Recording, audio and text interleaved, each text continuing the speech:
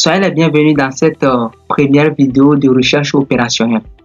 Après avoir fait l'introduction qui est le premier chapitre sur la recherche opérationnelle, où on a parlé de l'origine de la recherche opérationnelle, sa définition, son impact.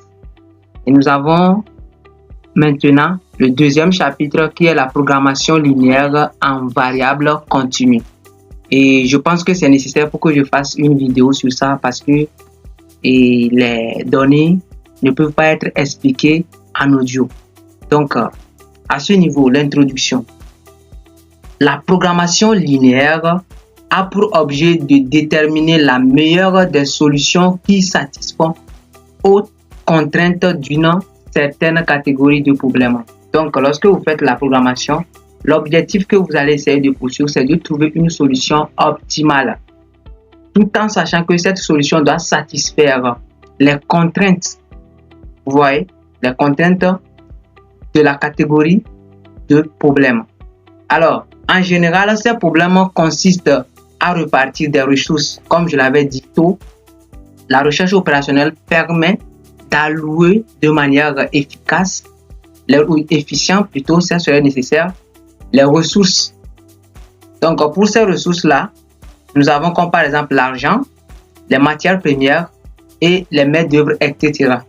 Entre les différentes unités économiques, de telle sorte que la marge soit la plus grande possible ou bien le coût total le plus petit possible. Qu'est-ce que cela veut dire? Lorsqu'on veut dire qu'on veut optimiser quelque chose, s'il s'agit d'un coût ou soit une charge, ça serait mieux de le minimiser ou bien de la minimiser, excusez-moi.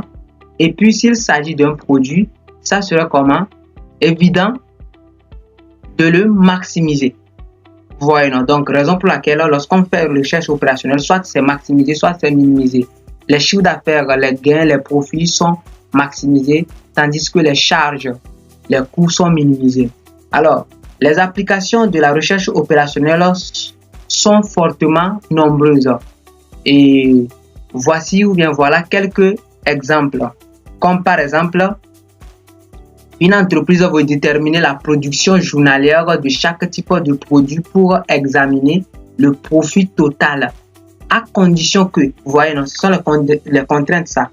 À condition que le temps journalier des différentes opérations technologiques nécessaires à la fabrication de ces biens soit limité. Ce sont les contraintes. Ou bien, un fermier veut déterminer les quantités des différents composants de la nourriture pour le bétail, pour minimiser le coût et en satisfaisant les normes nutritives. Donc, ils sont au nombre de 4. J'ai donné 4 exemples, mais il n'y a pas le temps pour que je lise tout. Donc, vous avez déjà le PDF pour toutefois lire. Maintenant, on va essayer de définir de manière mathématique qu'est-ce que la programmation linéaire. Donc, on appelle problème de programmation linéaire tout problème dans lequel il s'agit d'optimiser. Lorsqu'on dit d'optimiser, comme je l'ai dit très haut, soit on va essayer de maximiser. Qu'est-ce qu'on peut maximiser? On va maximiser les profits. Ou soit c'est minimiser selon les cas. Alors, une fonction de plusieurs, le mot plusieurs variables. Plusieurs variables, on va voir ça plus bas. Linéaire par rapport à l'ensemble de ces variables. Celles-ci devant satisfaire à un ensemble de contraintes. Donc, ce sont les contraintes linéaires. Alors, il faut savoir qu'une fonction linéaire par rapport aux variables, donc pour les variables, on aura les variables x1, x2 jusqu'à xn. Donc, cela s'écrit sous la forme f de x1 à xn de quoi? De C1, X1. Ça, c'est la fonction objectif. Nous voulons déterminer ça. Donc, quel est notre objectif? C'est bon? Alors, pour trouver notre objectif, nous devons avoir d'abord les variables. Donc, et les C1, X1, les C2, X2 jusqu'à Cn, Xn. Qu'est-ce que cela veut dire? S'il s'agit de maximiser, alors voici les constantes qui vont affecter nos variables. S'il s'agit de minimiser aussi, voici les constantes qui vont affecter nos variables. Alors, cette fonction est appelée la fonction économique ou fonction objectif. Les variables x1 jusqu'à xn sont appelées les variables de décision ou programme admissibles. Elles sont soit positives ou nulles. Alors, il faut savoir que les constantes, comme je l'ai dit, C1 qui sont dans la fonction, c'est toujours dans la fonction objectif.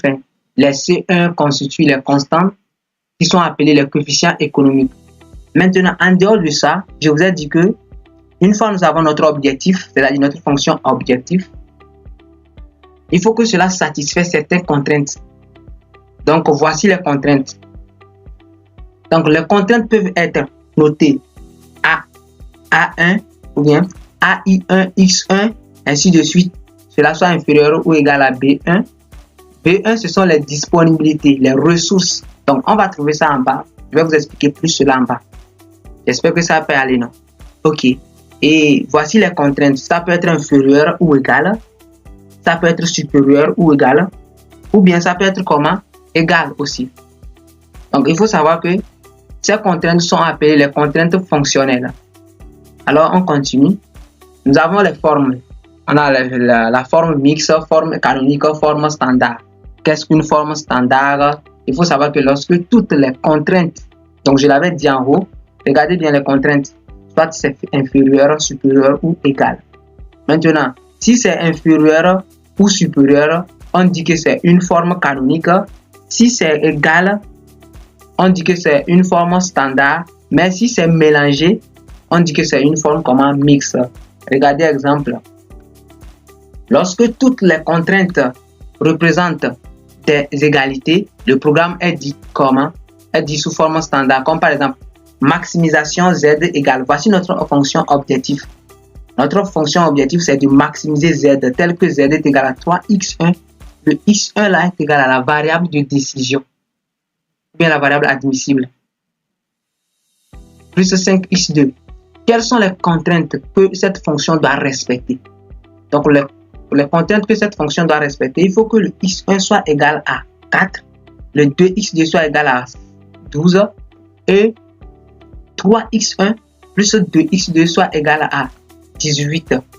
Maintenant, ça, ce que je viens de dire, ces trois là, on les appelle les contraintes fonctionnelles.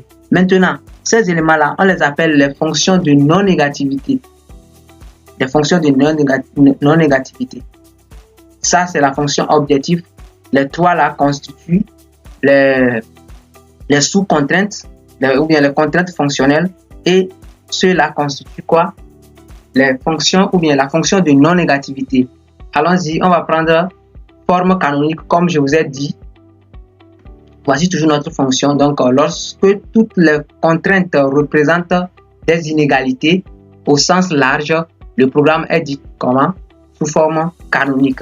Exemple, maximiser z, notre fonction, vous voyez non? Inférieur, inférieur, inférieur.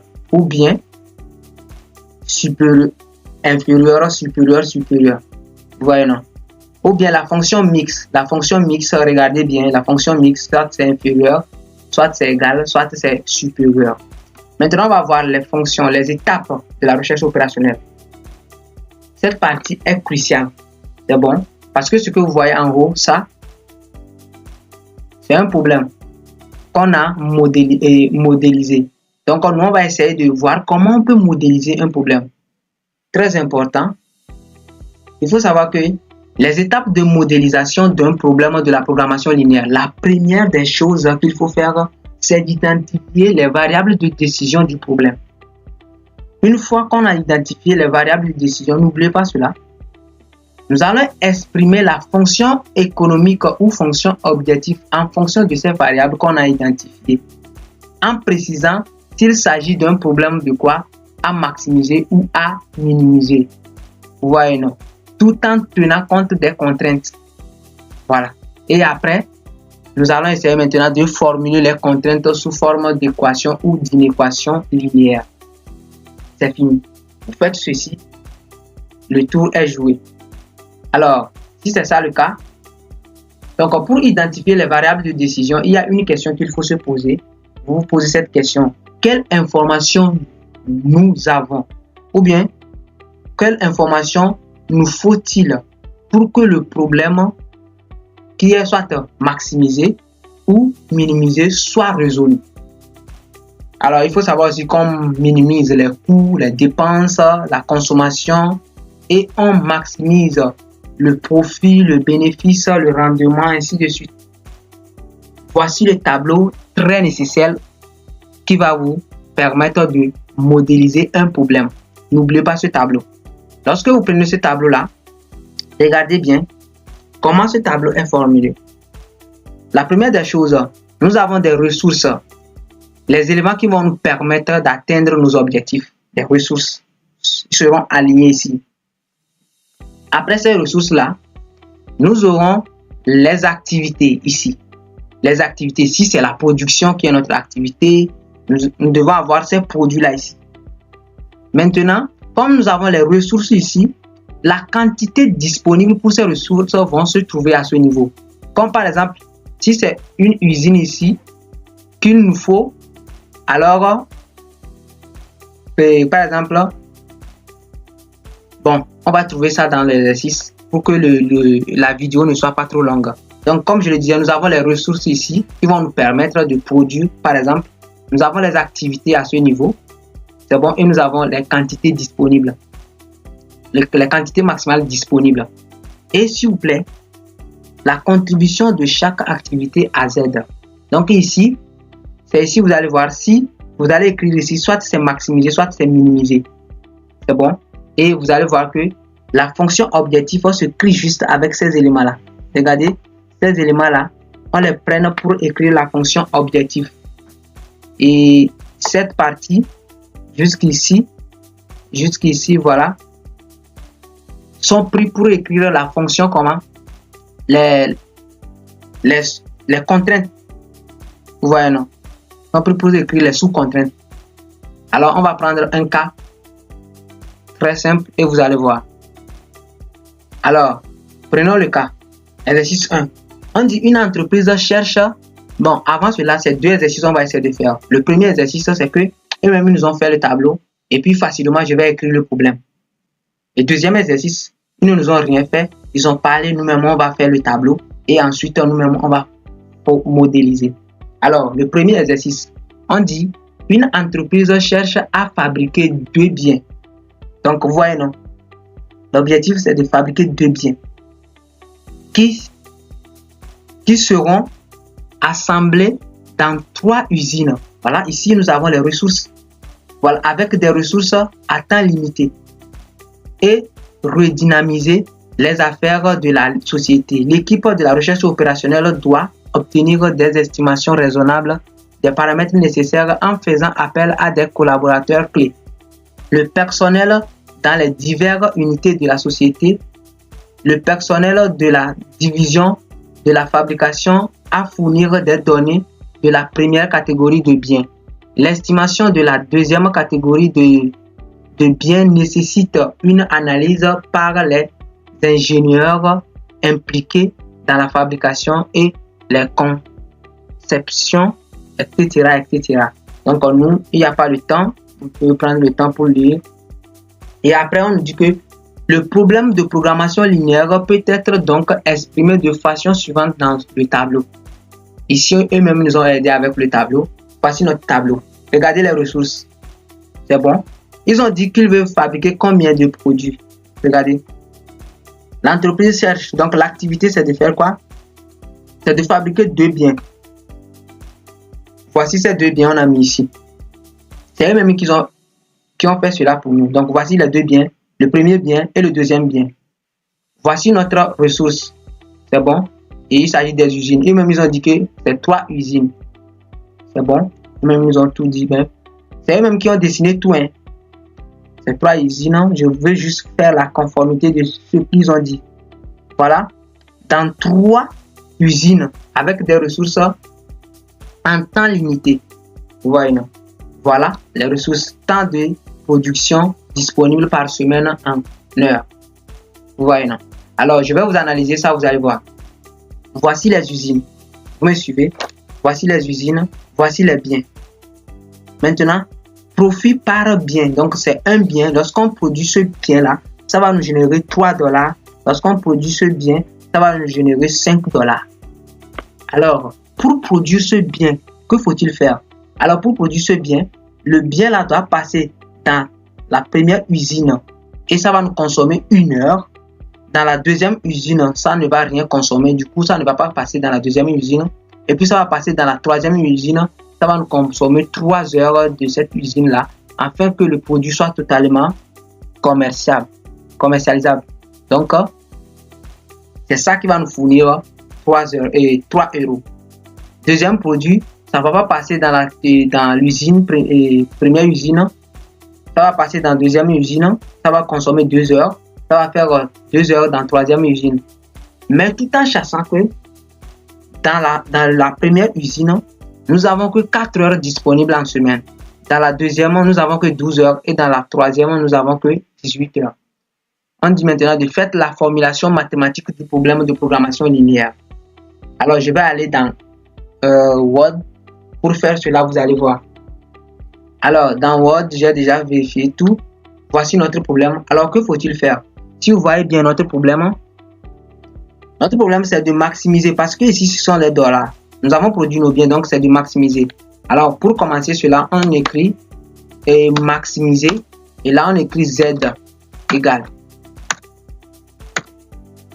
Mais avant d'aller sur là, on va appliquer les étapes. Tout d'abord, il faut identifier les variables de décision. C'est bon? Alors, la question qu'il faut se poser. L'entreprise a besoin de quoi? Comme je l'avais dit ici, à ce niveau, la question qu'il faut se poser est ici. Quelle information nous faut-il pour que le problème maximisé ou minimisé soit résolu? Donc, notre souci ici, c'est de voir juste la quantité de production et puis on peut maximiser notre profit. Donc, il suffit qu'on connaisse la quantité et puis nos profits sont maximisés. Alors, nous allons d'abord déterminer. La première des choses qu'il faut faire, c'est de dire, nous voulons déterminer les quantités justes. On sait que ce bien nous procure, ou bien nous fournit 5 $. Ce bien nous fournit combien? 3 $ ici, c'est 5 $. Alors, on écrit maximiser parce que ce sont les profits ici. Maximiser Z. Mais avant d'aller sur maximiser Z, la première des choses, c'est d'identifier les variables de décision. Alors, je tiens à vous dire que les variables de décision sont ici. Donc, comme c'est 2, on peut dire soit X1, le premier bien, et X2, le deuxième bien. C'est bon? N'oubliez pas ceci. Le X1, c'est ici, le X2, c'est ici. Alors, pour écrire maintenant, après avoir identifié les variables de décision, on va exprimer la fonction objective. C'est bon? C'est cette fonction objective que je vais essayer de formuler. C'est très simple. Comme vous avez dit que X1, le premier bien, alors vous faites juste 3, c'est là, multiplié par ce X1. Donc, vous voyez, non? Donc, du coup, ça fait 3 multiplié par X1. C'est bon? Plus, alors, 5 encore multiplié par X2. Notre fonction objective, c'est ça que je suis en train de fabriquer. Alors, 5 multiplié par X2. Et puis, c'est fini. Maintenant, en dehors de ça, on a déjà fini avec cette partie. On va maintenant formuler notre sous-contrainte. Alors, pour notre sous-contrainte, on nous dit que nous disposons jusqu'à 4 heures, 12 heures et 18 heures. Alors, il faut que, si par exemple, la première usine qu'on a ici, si le premier bien consomme 1 heure et le deuxième bien aussi consomme, il faut que la somme des deux ne dépasse pas cette disponibilité. Ouais, non. Du coup, ce que je vais essayer de dire, c'est que si par exemple, ça fait X, donc ça fait X, excusez-moi, ça fait. Donc, que faut-il faire ici? Vous faites juste ça, ça fait 1 multiplié par X1, vous le mettez, plus 0 multiplié par X2, vous le mettez, puis vous dites que ça soit inférieur ou égal à 4. Deuxième ligne, ça fait 0 multiplié par X1, plus 2 multiplié par X2, soit inférieur ou égal à 12. Après, vous faites 3 multiplié par X1, 2 multiplié par X2, soit inférieur ou égal à 18. Vous voyez, non? De manière très simple. Donc, c'est ce que je vais essayer de faire. Alors, ça fait quoi? 1 multiplié par X1 est égal à X1. Alors, rapidement, ça fait X1. Vous voyez, non? Plus Alors là-bas, c'est 0. Donc, ça ne sert à rien de 0 multiplié par ça, ça fait 0. Donc, ça ne sert à rien de faire ceci. Alors, le mieux, je vais essayer de pousser celui-là comme ça. Voilà, ça ne sert à rien de faire ça. Je vais juste dire que il faut que cela soit inférieur ou égal à 4. Alors, je vais aller voir que cela soit inférieur ou égal à 4.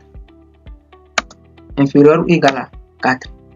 Après, que faut-il faire? Alors, je vais essayer d'aller plus vite. Deuxièmement, sous contrainte, c'est que on nous dit que ça fait 0 multiplié par x1 plus 2 multiplié par x2 soit inférieur ou égal à 12. Donc ici, donc du coup, vous allez voir que voilà. Donc ici, nous avons x2 seulement soit inférieur ou égal à combien? 12. Et maintenant pour terminer, ça fait maintenant pour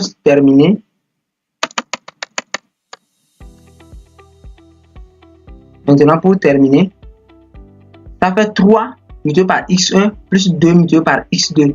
Donc ça fait 3. Donc ça fait 3 x1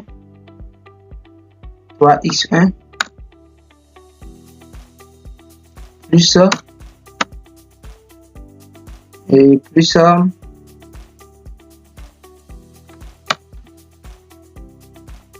plus 2 x2. Ouais, non, plus 2 x2. Et là, je viens de formuler ou bien de modéliser mon problème. Et là, je reviens pour dire que il faut. Donc maintenant, j'ai écrit la fonction objectif. Après, je viens d'écrire sous contrainte. Et puis, je vais terminer par la fonction de non-négativité qui n'est rien d'autre que x1. Donc, ça fait x1. C'est bon. x1. Il faut que x1 soit comment? Soit supérieur. Donc, je vais utiliser supérieur. Soit supérieur ou égal à 0. Après, il faut que x2 soit maintenant aussi supérieur ou égal à 0.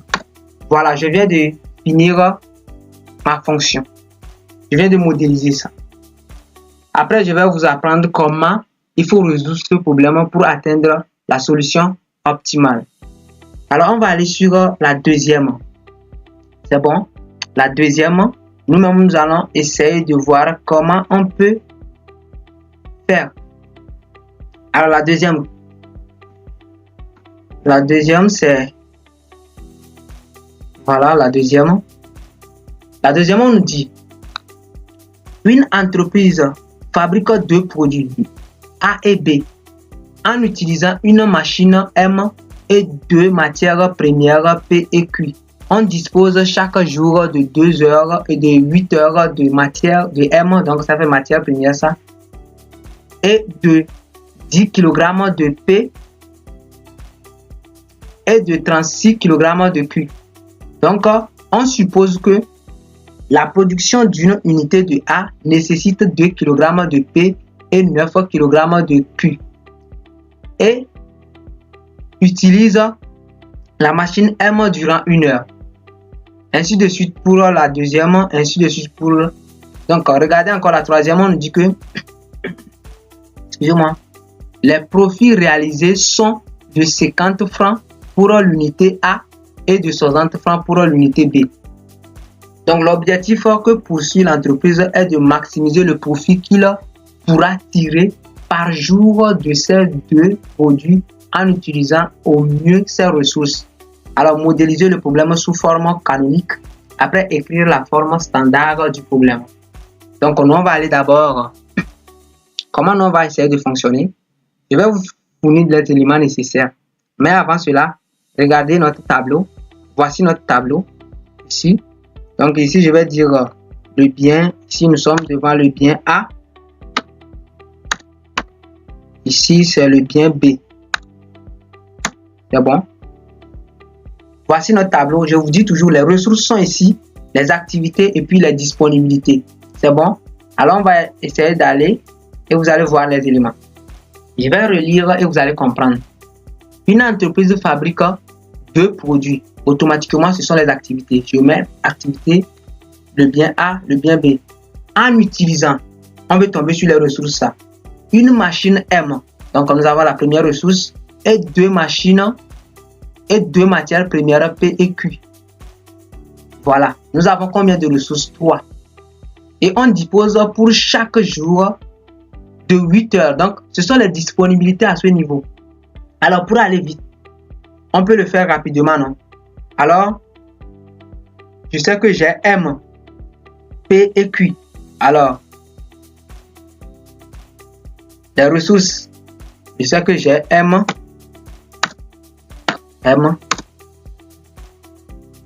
P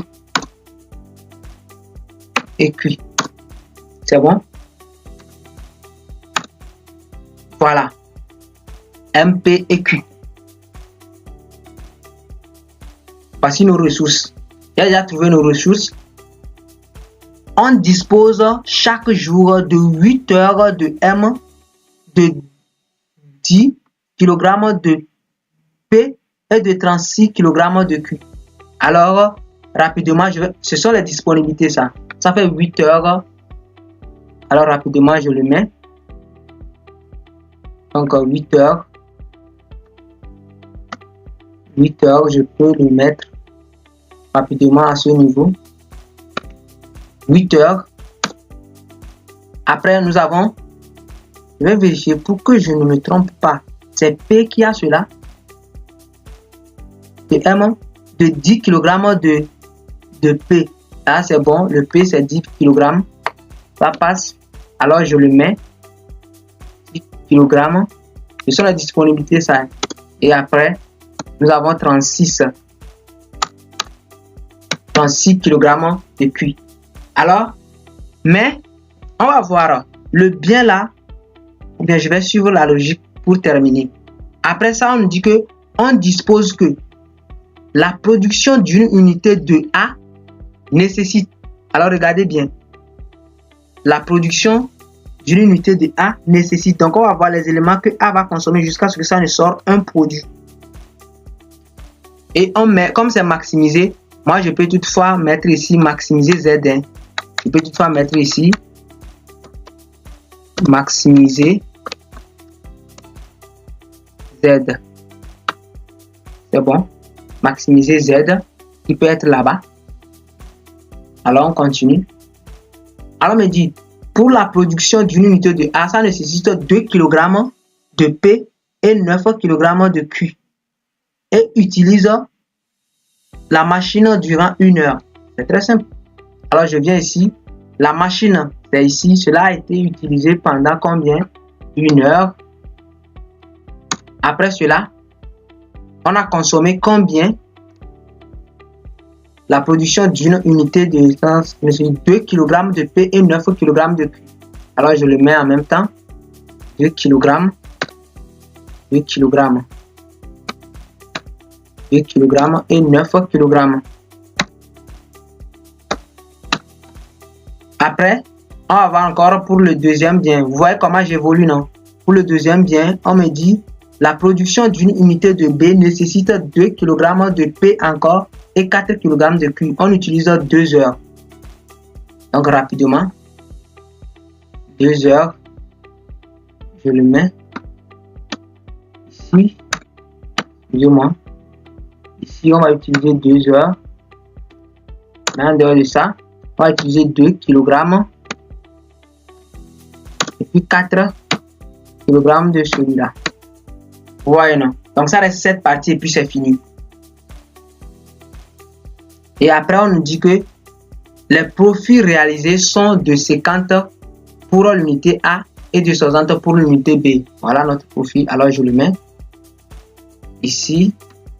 50 francs pour A et ici 60 francs pour B. Alors, rapidement, je peux terminer mon travail en faisant quoi? Là, je viens de dire Z. Comme c'est maximisé, je dis max du moins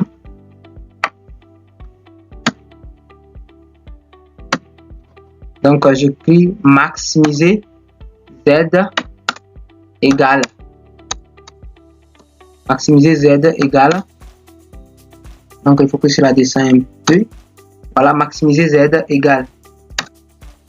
Donc maximiser Z égale, comme je vous ai dit, la première des choses qu'il faut faire, c'est déterminer les variables de décision.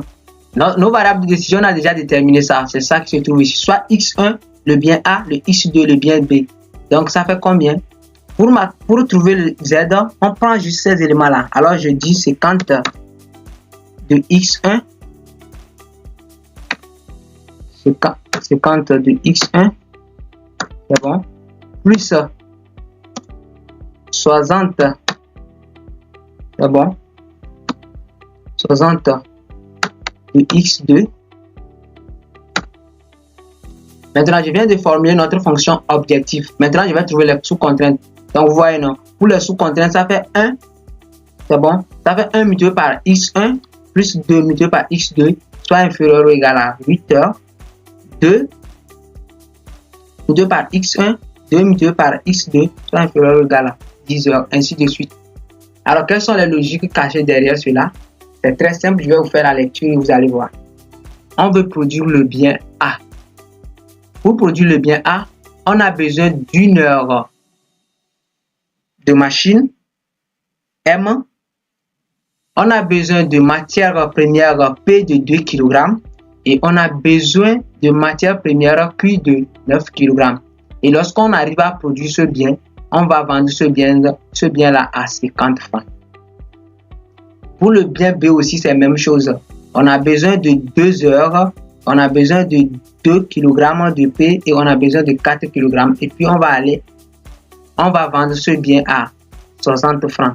Mais tout en sachant que la machine là a comme capacité de travailler pendant 8 heures par jour.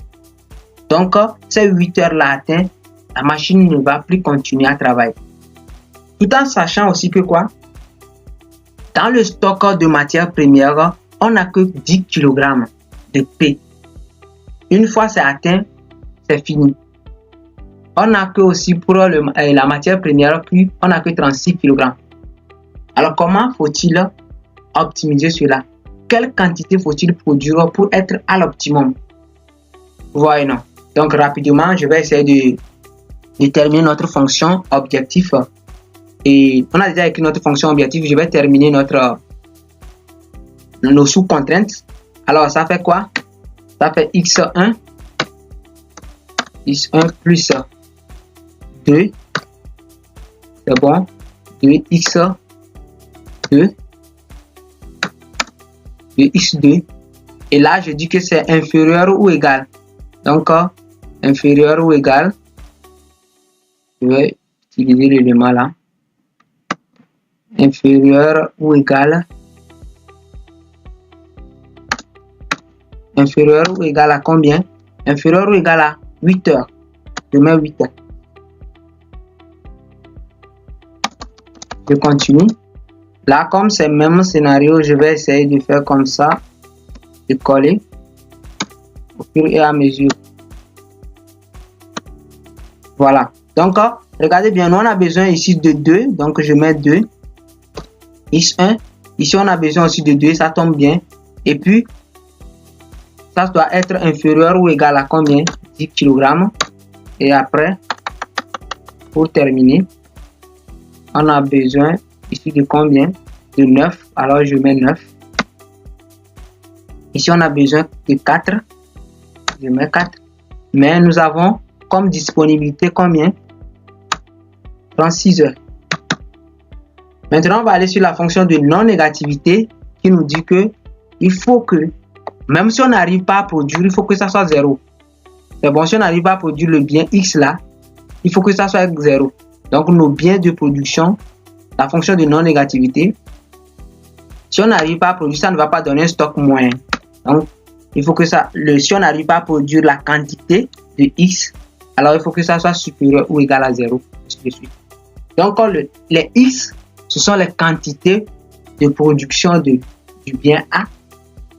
et donc X1 ça et X2 ce sont les quantités de production du bien B.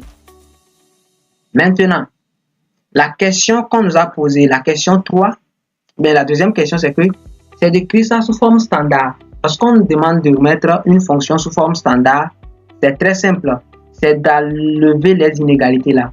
Pour enlever ces inégalités là, il suffit d'ajouter les écarts sur chaque contrainte et mettre l'égalité et puis c'est fini. Donc ce que je vais dire c'est que la deuxième question qu'on nous a demandé,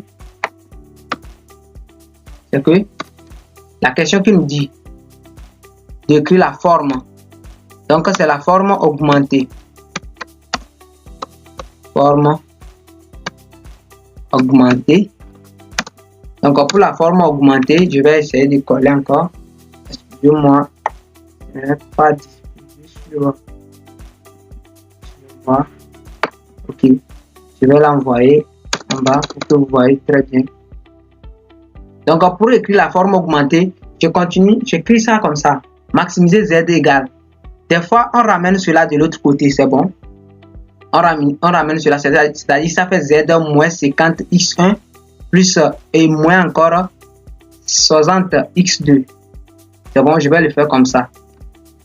Donc j'ai pris Z moins 50 X1 moins 50 X2 et puis je dis que égal à combien? Égal à 0. Vous voyez, non? Et maintenant, pour chaque sous-contrainte, j'ajoute une variable d'écart.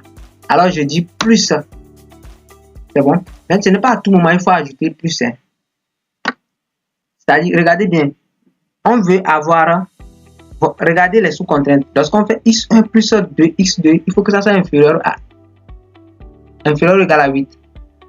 Donc, pour consommer tout, nous on veut faire de telle sorte que pour consommer tous les 8 là, alors je vais dire ça reste une partie que moi je vais noter E1. Donc, écart 1.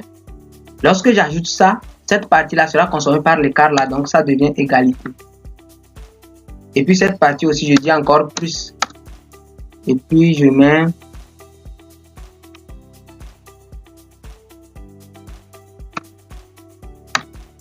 écart 2. Donc je vais dire que ça donne égal à 0. Égal à ça, excusez-moi. Et pour terminer, je fais plus encore. Puis je mets 3. Je dis que égal à combien? Égal à ça.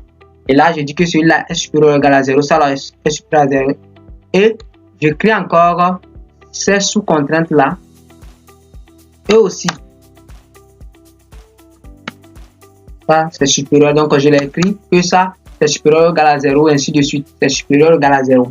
C'est bon? Alors, comme je l'ai promis, je viens de terminer de manière très ramassée comment faut-il modéliser une fonction sous la forme de programmation linéaire et comment écrire la forme augmentée aussi.